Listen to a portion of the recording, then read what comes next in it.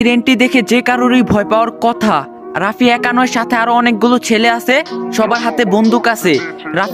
রাফিকে আসতে দেখেই আরোহীর বাবা এগিয়ে গেলেন। তখন রাফি বলল, সামনে থেকে সরুন আঙ্কেল, বুঝতেই পারছেন আজ আমি কারো কোনো কথাই শুনবো না।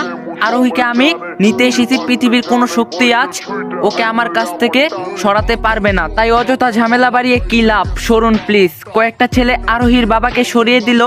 রাফি এবার আরোহীর কাছে গেল। আজ আরোহীর বিয়ে বাড়ি ভর্তি আত্মীয় স্বজন, পাত্রপক্ষ চলে এসেছে, কিন্তু বিয়ে পড়ানোর আগ মুহূর্তেই রাফি নামের এক এই মুসিবত এসে হাজির হয়েছে। রাফি এবার আরোহীর সামনে গিয়ে দাঁড়ালো। তারপর আরোহী থুতনিতে হাত দিয়ে বলল, বাহ কি সুন্দর সেজেছিস রে আরোহী, দেখি দেখি বাপের লিপস্টিক পরেছিস, তাও আবার লাল রঙের। রাফি এবার আরোহীর হাত টেনে বলল, মেহেদি তো ভালোই পরেছিস নাকি, দেখি বাহ সাহস তো ভালোই হয়েছে দেখতেই পাচ্ছি, তবে এটা বুঝলাম না সেজেগুজে ঢং করার অধিকার তোকে কে দিল?